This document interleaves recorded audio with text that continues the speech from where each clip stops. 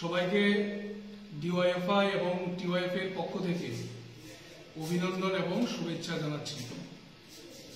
একটি বিশেষ ইস্যুকে সামনে রেখে আজকে ডিওয়াইএফআই এবং টিওয়াইএফ আমরা এই সাংবাদিক সম্মেলন করতে যাচ্ছি। আমার সঙ্গে আছেন টিওয়াইএফ কেন্দ্রীয় কমিটির সভাপতি কৌশিক রায় দেববর্মা, ডিওয়াইএফ এর রাজ্য সম্পাদক মণ্ডলীর দুজন সদস্য শান্তনু দেব, সঞ্জয় দাস, রাজ্য কমিটির সদস্য বিজয় বিশ্বাস এবং আমি পলাশ ভৌমিক। যে বিষয়টা সম্পর্কে আমরা মিডিয়ার বন্ধুদের মাধ্যমে রাজ্যবাসীকে অবগত করতে চাই সেটা হলো, আমরা লক্ষ্য করছি যে বিগত 7 বছর ধরে আমাদের রাজ্যে চাকরি প্রত্যাশী বেকার ছেলেমেয়েদের সাথে নজিরবিহীন প্রতারণা করে চলছে রাজ্যের বিজেপি, আইপিএফটি এবং বর্তমানে তীব্রমতার জোট সরকার। 2018 সালের বিধানসভা নির্বাচনের আগে আমরা শুনেছিলাম যে যদি ডাবল ইঞ্জিনের সরকার তৈরি হয় তাহলে ডাবল গতিতে সমস্ত কাজ হবে। কিন্তু গত 7 বছর ধরে আমরা যেটা লক্ষ্য করছি যে রাজ্য সরকারের বিভিন্ন দপ্তরে নিয়োগ প্রক্রিয়া সম্পূর্ণ করতে, একটি নিয়োগ প্রক্রিয়া সম্পন্ন করতে ন্যূনতম 3 থেকে 4 বছর সময় ব্যয় করা হচ্ছে। এবং শুধু তাই না, মাঝপথে এই নিয়োগ প্রক্রিয়াকে বাতিল ঘোষণা করা হচ্ছে, যার ফলস্বরূপ আমাদের রাজ্যের বেকার ছেলেমেয়েদের ভবিষ্যৎ অন্ধকারে ধাবিত হচ্ছে।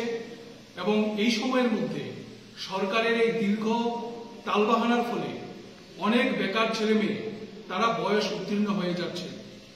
গতকাল আমাদের রাজ্যের বেশ কয়েকটি সংবাদপত্রে একটি খবর প্রকাশ হয়েছে যে 2022 সালের এপ্রিল মাসে অগ্নি নির্বাপক দপ্তরের ফায়ারম্যান এবং ড্রাইভার পদে নিয়োগের জন্য রাজ্য সরকার বিজ্ঞপ্তি দিয়েছিল এবং এই কাজ নিয়োগের প্রক্রিয়া অনেক দূর এগিয়ে যায়।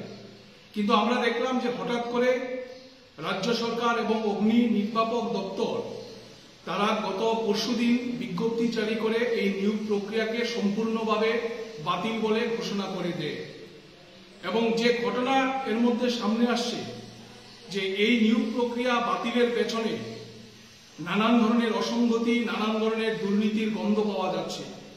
এবং শুধুমাত্র এই অগ্নি নির্বাপক দপ্তরের মধ্যেই না, গত 7 বছর ধরে যে সমস্ত দপ্তরগুলিতে চাকরি হয়েছে অনেকগুলো ক্ষেত্রে আমরা দেখলাম চাকরি হওয়ার পর নানান ধরনের অসঙ্গতি, দুর্নীতির ঘটনা, এগুলো যারা চাকরি প্রত্যাশী তারা প্রকাশ্যে মিডিয়ার সামনে বলতে শুরু করেছেন। বিশেষ করে টিএসআর এর নিয়োগ প্রক্রিয়ার পর প্রকাশ্যে আমরা দেখলাম যে অর্থের বিনিময়ে চাকরি দেওয়া এই জাতীয় অভিযোগ তখন সামনে এসেছিল।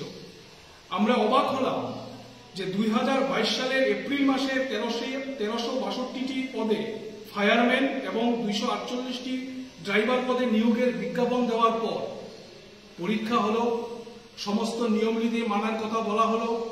এই সময়ের মধ্যে তারা মাসের পর মাস কখনো মুখ্যমন্ত্রীর দরজায়, কখনো দপ্তরের যারা কর্তা ব্যক্তি তাদের দরজায় তারা ধর্ণা দিয়েছেন, চাকরির দাবি করেছেন এবং রাজ্য সরকারের তরফ থেকেও বারবার বলা হয়েছে যে আমরা কয়েক মাসের মধ্যেই, আগামী কিছুদিনের মধ্যেই আমরা নিয়োগ প্রক্রিয়া সম্পূর্ণ করব। কিন্তু হঠাৎ করে এই নিয়োগ প্রক্রিয়াকে বাতিল বলে ঘোষণা করে দেওয়া হয়েছে।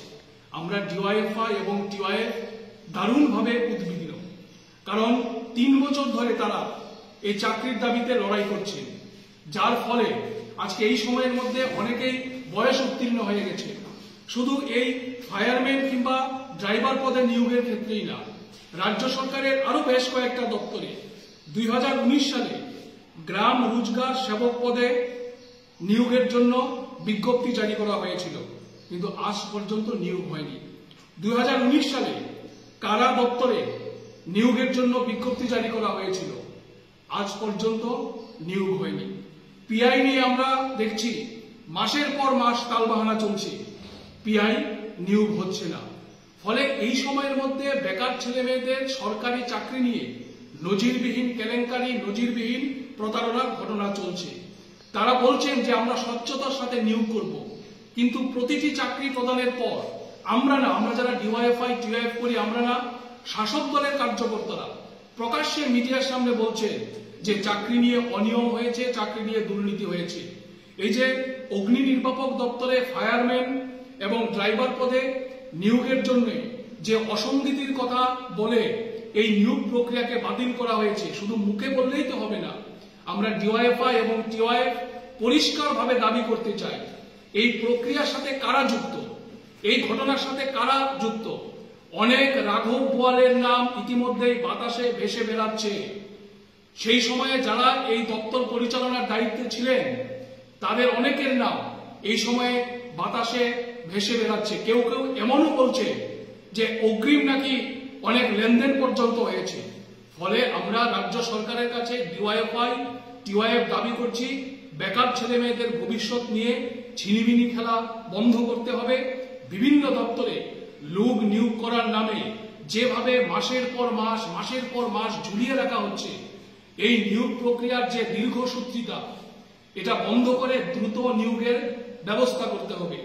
আবার অন্যদিকে আমরা যেটা লক্ষ্য করছি, মহাকরণ থেকে প্রতি মাসেই বিভিন্ন দপ্তরে লোক নিয়োগ করার জন্য ঘোষণা করা হচ্ছে।